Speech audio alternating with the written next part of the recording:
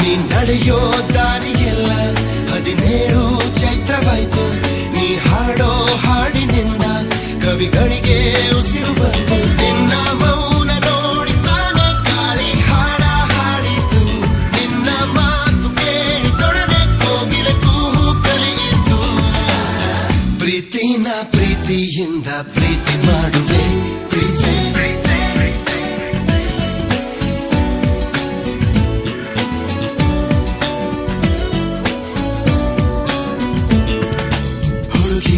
ಹುಡುಗಿ ನಿನ್ನ ಕಂಡಾಗ ನನ್ನೇ ಮರೆತೆ ನಾನೀಗ.